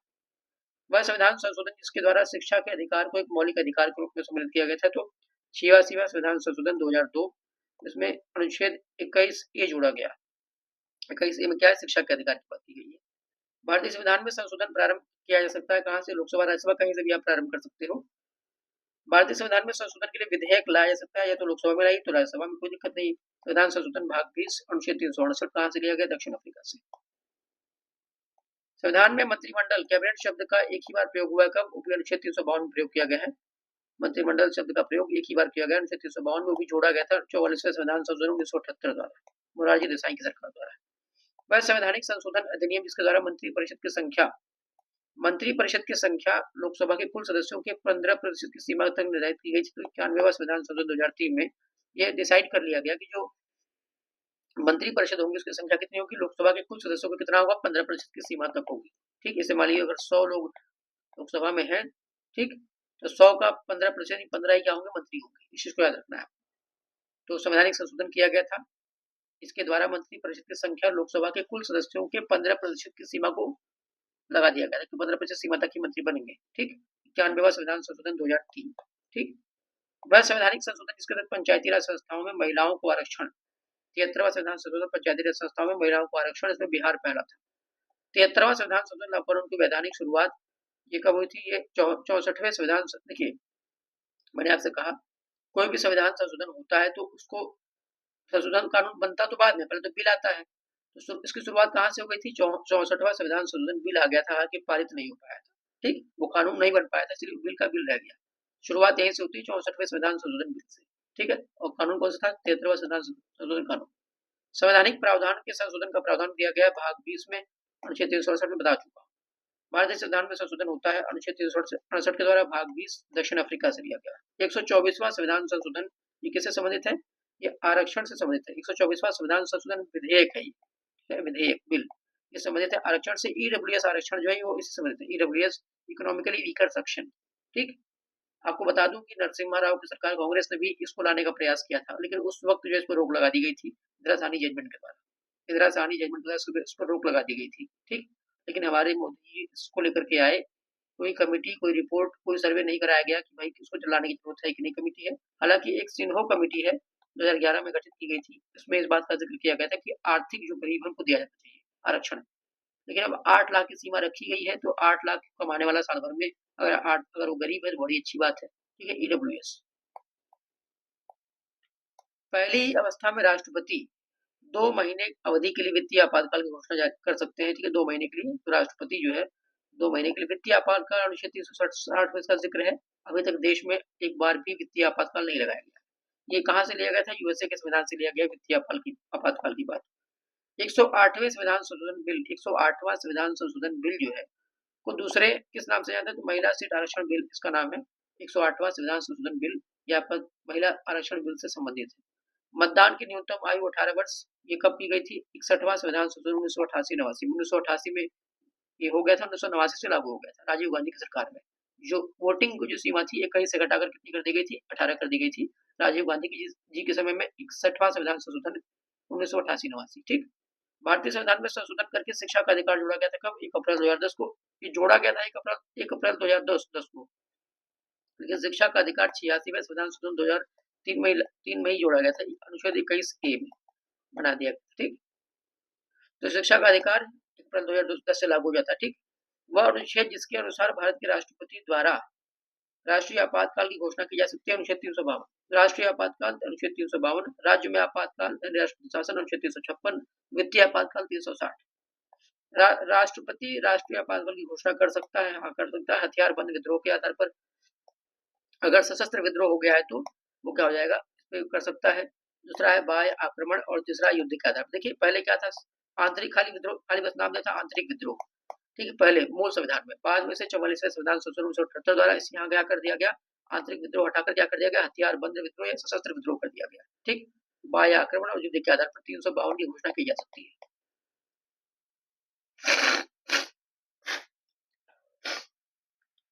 तो राष्ट्रपति राष्ट्रीय आपातकाल की घोषणा कर सकता है सशस्त्र विद्रोह के आधार पर। ये जोड़ा गया है 44वें संविधान संशोधन 1978 द्वारा मोरारजी देसाई की सरकार में, जबकि मूल रूप से क्या था? सिर्फ आंतरिक विद्रोह दिया गया था। ठीक, उसी का फायदा उठाकर किसने लगा दिया था राष्ट्रीय आपातकाल? इंदिरा गांधी जी ने। ठीक, समय समय पर उन्होंने खूब धज्जियां उड़ाई थी, ठीक है, संविधान की। लेकिन इसका मतलब ये नहीं होता है कि अगर किसी और ने संविधान की धज्जियां उड़ाई हो तो उसको आपको लाइसेंस मिल जाता है कि आपकी धज्जियां उड़ाइए। ठीक है, वर्तमान सरकार ये नहीं कह सकती कि आपने किया था तो हम भी, या इस तरीके से उसको नहीं कर सकती। ठीक, राष्ट्रीय आपात की घोषणा कर सकते हैं कौन? हथियारबंद विद्रोह के आधार पर, बाह्य आक्रमण के आधार पर, युद्ध के आधार पर। अनुच्छेद 352 पर संविधान संशोधन अधिनियम, जिसको लघु संविधान कहा जाता है, 42वां संविधान 1976। भारत के संविधान में मौलिक कर्तव्य बता चुका हूँ। इसमें बहुत सारी चीजें आपको याद रखनी है। कहाँ से लिया गया है? सोवियत संघ से लिया गया है। स्वर्ण सिंह समिति याद रखना है। 42वां संविधान संशोधन याद रखना है। मूल रूप से इसमें कितने जोड़े गए थे? 10 मौलिक कर्तव्य। वर्तमान में कितने हैं? 11 मौलिक कर्तव्य। ठीक है, जोड़ा गया था। और ये कब जोड़ा गया था 11वां मौलिक कर्तव्य? 86वां संविधान संशोधन 2002 के हिसाब से। ठीक, भारतीय संविधान के लिए प्रथम संशोधन कब विधेयक लाया गया था? 1951 में, और पहले अनुसूची जोड़ी गई थी। ठीक है, भूमि सुधार के लिए। आगे देख लेते हैं। प्रथमतः आपात स्थिति की घोषणा, अगर प्रथमतः आपात जो स्थिति की घोषणा होती है वो कितने समय के लिए होती है? 6 महीने के लिए की जा सकती है। राष्ट्रीय आपातकाल अनुच्छेद 352, राज्य में राष्ट्रपति शासन अनुच्छेद 356 और 360 किसके लिए? वित्तीय आपातकाल के लिए। आगे देख लेते हैं पेज नंबर। अब विविध सेक्शन आ चुका है, अब जल्दी ही खत्म होने वाला टॉपिक, ठीक। आगे देख लेते हैं इसको। 1953 में राज्य पुनर्गठन, 1953 में राज्य पुनर्गठन आयोग के सदस्य कौन थे? देखिए अध्यक्ष कौन थे? पहले तो फजल अली, इसको बोलते हैं फजल अली आयोग। अध्यक्ष कौन थे? फजल अली। और कौन कौन थे इसमें? एम पाणिकर, रजनाथ कुंजरू और फजल अली। भारत में दबाव समूह पीड़ित है कौन? विचारधारा में प्रतिबद्धता की कमी से और देश की राजनीति में स्वायत्त भूमिका की कमी से जो दबाव समूह क्या है? पीड़ित है। राष्ट्रीय जनता दल की स्थापना हुई थी आरजेडी, ठीक है। राष्ट्रीय जनता दल की स्थापना हुई थी 1997 में लालू यादव जी के द्वारा, और इसका जो चुनाव चिन्ह है वो क्या? लालटेन, लालटेन, ठीक है। सूचना की स्वतंत्रता अधिनियम का बना था? वर्ष 2002 में, ठीक है। Right to information. एक साधारण विधेयक को प्रस्तावित किया जा सकता है संसद के किसी भी सदन में, बता चुका हूं उसको। विवाद से विश्वास बिल 2020 को, मार्च 2020 में लोकसभा ने मंजूरी दी थी। तो जो विवाद से विश्वास बिल है आपको है, ये किसके लिए? प्रत्यक्ष कर के लिए। कर आपको पता है प्रत्यक्ष और अप्रत्यक्ष। तो सरकार ने भी आपने देखा किस तरीके से प्रत्यक्ष कर में छूट दी है 12 लाख तक कर, ठीक है ना। हालांकि अप्रत्यक्ष कर में खूब लोगों से वसूल रही है अच्छा खासा पैसा, यहाँ तक कि पॉपकॉर्न तक में भी क्या लगा दिया गया, अप्रत्यक्ष कर में बढ़ोतरी की जा रही है, ठीक। उच्चतम न्यायालय द्वारा हाल ही में फैसला सुनाया गया है कि सभी महिला अधिकारी भारतीय सेना में स्थायी कमीशन की हकदार हैं, ठीक। जी हाँ, उच्चतम न्यायालय ने कहा कि जितने महिला अधिकारी हैं भारतीय सेना में स्थायी परमानेंट कमीशन के हकदार हैं। इस फैसले ने एक संघर्ष समाप्त किया कि जो 2003 में शुरू हुआ था। पहली याचिकाकर्ता कौन थी? पहली याचिकाकर्ता थी बबीता पूनिया। बबीता पूनिया की पहली याचिकाकर्ता थी, वो पहली बार थी, याद रखना है इसको। तो पहली याचिकाकर्ता बबीता पूनिया 2003 में शुरू हुआ था ये। हाल ही में सामंत कुमार गोयल जो कि रॉ के सेवा विस्तार दे दिया गया है। रिसर्च एनालिसिस विंग रॉ आपको याद रखना है, इसको इंदिरा गांधी के समय में बनाया गया था। ये इंटेलिजेंस एक डिपार्टमेंट है भारत का, रॉ। इसलिए करंट अफेयर्स क्वेश्चन आपको याद नहीं रखना, ठीक है। आप कमेंट सेक्शन में देख बता दीजिए कि वर्तमान में जो रॉ के अध्यक्ष हैं वो कौन है। भारतीय प्रशासन में विभाजन प्रणाली संबंधित है नीति कार्यान्वयन से। विभाजन प्रणाली नीति कार्यान्वयन से संबंधित है। भारतीय संविधान का अनुच्छेद 300 संबंधित किससे? मुकदमे तथा कार्यवाही से। 300 क में क्या है? संपत्ति का अधिकार है, जो कि विधिक अधिकार बना दिया गया 44 के संविधान संशोधन 1978 द्वारा मोरारजी देसाई की सरकार में। केंद्र सरकार में उच्चतम नागरिक सेवा अधिकारी कौन? मंत्रिमंडल सचिव। केंद्र सरकार में जो उच्चतम नागरिक सेवा अधिकारी होते हैं वो कौन होते हैं? मंत्रिमंडल सचिव होते हैं, सेक्रेटरी बन जाते हैं। राष्ट्रीय महिला आयोग बनाया गया था कब? संसद से पारित अधिनियम करके। कमेंट सेक्शन बताइए कि राष्ट्रीय महिला आयोग का गठन कब किया गया था। तीनों सेवाओं के लिए रक्षा प्रमुख यानी चीफ ऑफ डिफेंस स्टाफ पद की स्थापना के लिए पहली बार कमेटी कौन सी कमेटी ने सिफारिश की थी? तो के सुब्रमण्यम कमेटी। तीनों सेवाओं के लिए रक्षा प्रमुख यानी चीफ ऑफ डिफेंस स्टाफ, आपको पता होना चाहिए चीफ ऑफ डिफेंस सीडीएस। पहले सीडीएस कौन थे? विपिन रावत, वर्तमान में अनिल चौहान जी है। चीफ ऑफ डिफेंस स्टाफ पद की स्थापना के लिए जो कमेटी, जिस कमेटी ने सिफारिश, जिसका नाम था के सुब्रमण्यम कमेटी। भारत का प्रथम राज्य जिसने मसाला बॉन्ड बाजार में प्रवेश किया है तो केरल। आपको पता है केरल को मसालों का बागान भी कहते हैं, ठीक है। मसाला बॉन्ड बाजार में प्रवेश किया किसने? मसाला बॉन्ड एक अलग चीज होती है इकोनॉमिक्स में, आपको देखना होगा। गन आइलैंड नामक पुस्तक के लेखक है, उसको हम इकोनॉमिक्स बताएंगे मसाला बॉन्ड क्या होता है। गन आइलैंड नामक पुस्तक के लेखक है अमिताभ घोष। एशिया का प्रथम देश जिसने समान लिंगों में शादी को कानूनी मान लिया है तो ताइवान। एशिया के प्रथम देश की बात हो रही है। नेपाल ने भी और थाईलैंड ने भी अब मान लिया है, ठीक है। ताइवान की राजधानी ताइपी। पिछड़ा वर्ग आयोग का प्रथम अध्यक्ष कौन है? काका कालेलकर, 1955 में बना था ये काका कालेलकर, हालांकि नाम का कोई इसका महत्व नहीं था। दूसरा कौन था? बीपी मंडल का मंडल आयोग, 1979 का गठन हुआ था, ठीक है। मंडल आयोग, और मंडल आयोग की सिफारिशों को लागू किसने किया था? वीपी सिंह जी ने। वीपी सिंह ने लागू किया था, लागू कर दिया था। हालांकि कोर्ट में चला गया मामला। बाद में 1992 में इंदिरा साहनी जजमेंट में जस्टिफाई होगा कि जो मंडल आयोग की सिफारिश है वो क्या सही थी। 27% ओबीसी को आरक्षण, ठीक।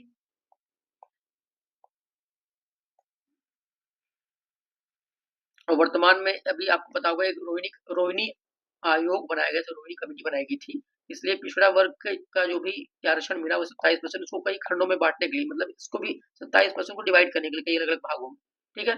यानी कि आरक्षण में भी आरक्षण कई खंड में डिवाइड कर दिया जाएगा इसको। कहने का मतलब कि सरकार द्वारा एक साजिश भी हो सकती है कि भाई ओबीसी वर्ग को बांट देना है।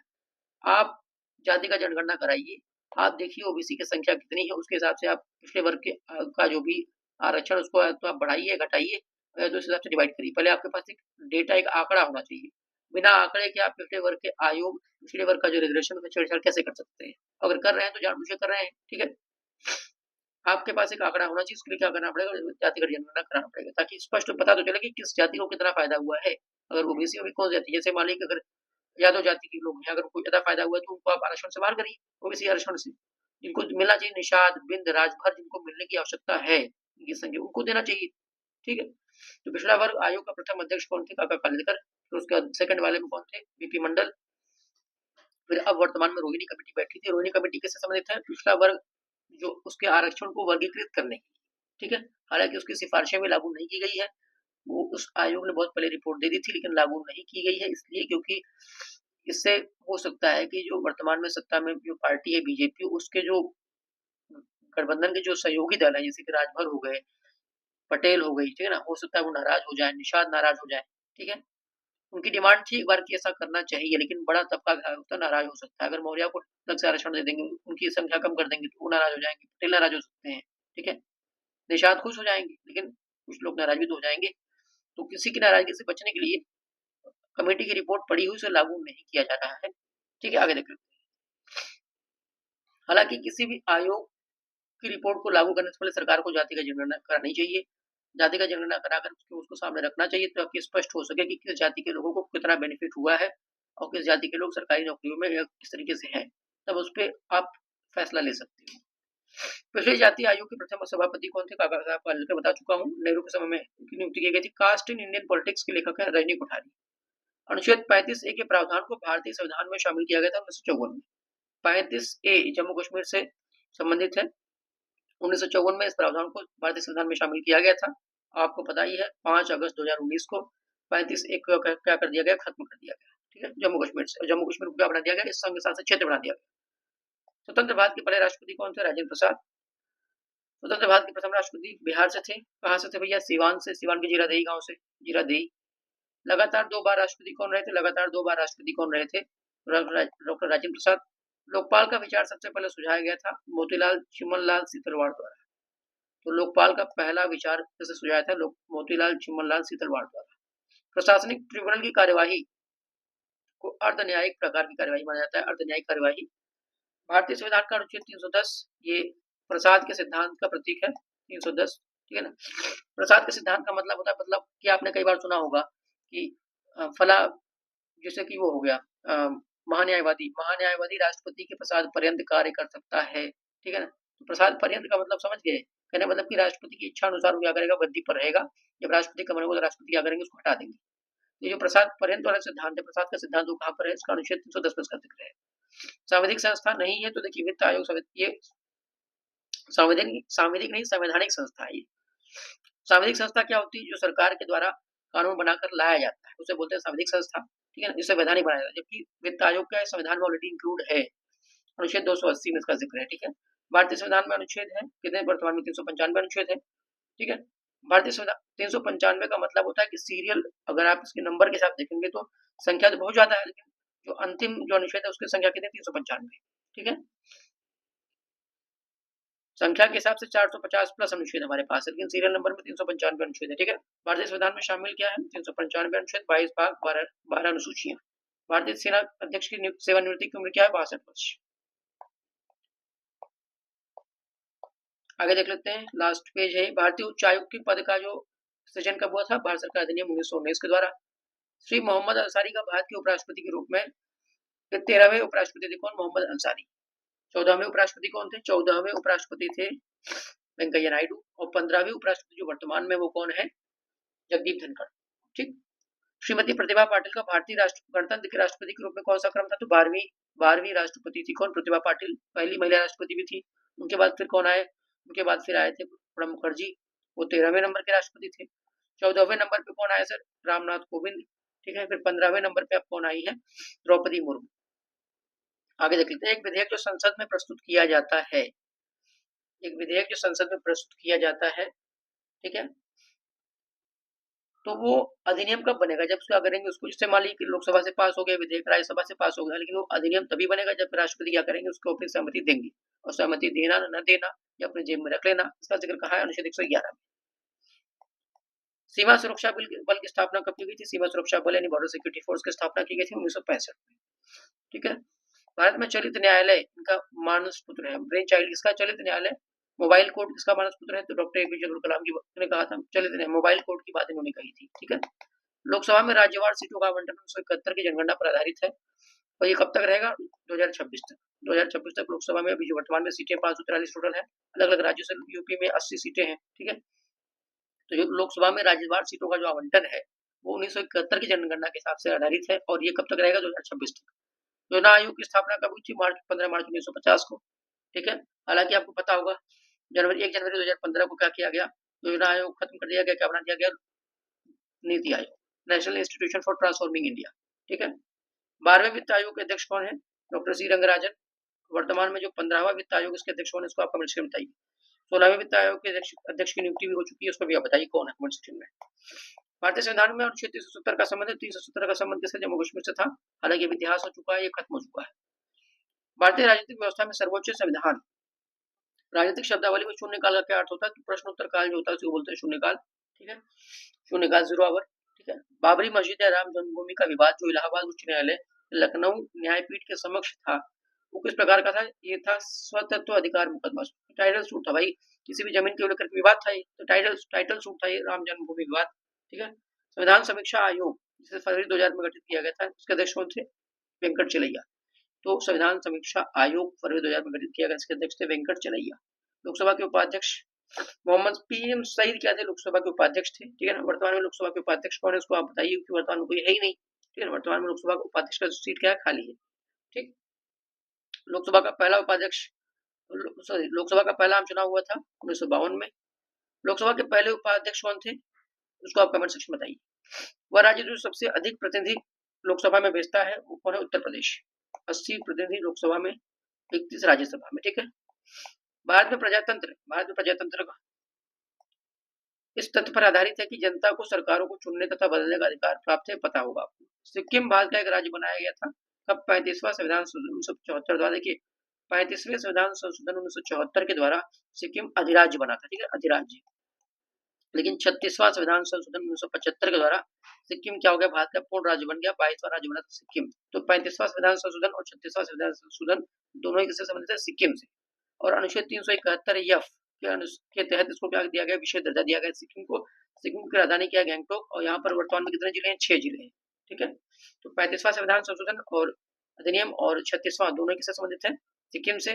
35वां 1974 में और 36वां 1975 में और 22वां राज्य बना था सिक्किम।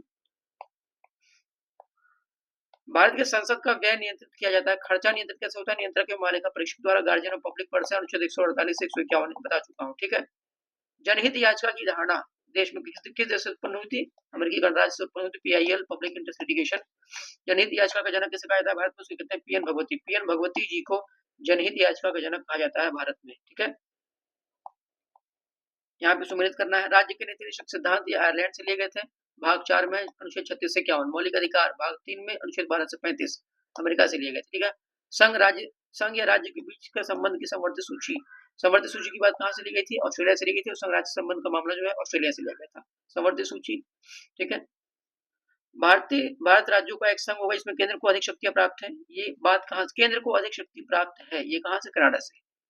भारत के संविधान में वर्तमान में शामिल है कितने? 395 अनुच्छेद। संख्या में 395 सीरियल वाइज 395 अनुच्छेद, लेकिन संख्या में अगर जोड़ेंगे तो 450 प्लस अनुच्छेद है। व्यवस्थापिका के रिक्त स्थान की पूर्ति के लिए होने वाले विशेष चुनाव को कहते हैं उपचुनाव। जो बीच से मान लीजिए कि कोई सांसद है, उसकी डेथ हो गई या मान लो इस्तीफा दे दिया, तो बीच में जो रिक्त स्थान होगा उसकी पूर्ति के लिए क्या होता है? उपचुनाव होता है। अभी देखा मिल्कीपुर उपचुनाव हुआ था, समझ में आ रहा होगा। भारत में संघीय वित्त आयोग का संबंध रखता है। संघीय वित्त आयोग का संबंध कौन रखता है? राज्यों के वित्त आयोग किस लिए होता है? राज्य और केंद्र में फंड के बंटवारे के लिए होता है वित्त आयोग। इसकी एक संवैधानिक संस्था है। अनुच्छेद 280 में इसका जिक्र किया गया है। संविधान के अनुच्छेद 280 के तहत स्थापित किया गया था वित्त आयोग। ठीक है। तो इस तरीके से हमने ये जो है पूरा पॉलिटी सेक्शन जो बचा हुआ था उसको हमने कंप्लीट किया। वीडियो लंबी हो चुकी है लेकिन उसको आप लोग देखिए मल्टीपल टाइम्स। बहुत फैक्चुअल वीडियो है, बहुत सारे तथ्य इसमें भरे हुए हैं, तथ्यों की बौछार कर दी गई है। मल्टीपल टाइम्स आप देखेंगे एग्जाम में सारे क्वेश्चन यहीं से मिलने जा रहे हैं। और एक बात और, मैंने टेलीग्राम चैनल पर बहुत सारे जो एग्जाम सभी इधर बीच में होते हैं, पीसीएस के, राजस्थान पीसीएस के, छत्तीसगढ़ पीसीएस के, मध्य प्रदेश पीसीएस के, सबको मैंने क्या किया है? टेलीग्राम चैनल पर डाला है। टेलीग्राम चैनल का नाम है करंट अफेयर्स बाय शुभम। ये देख लीजिए, इसमें तो मैंने इसको ऐड किया हुआ है, current affairs AFFAIRS by Shubham. इसको आप बिना स्पेस किए डालेंगे, लिखेंगे तो सर्च करेंगे तो आ जाएगा। ठीक है, थैंक यू।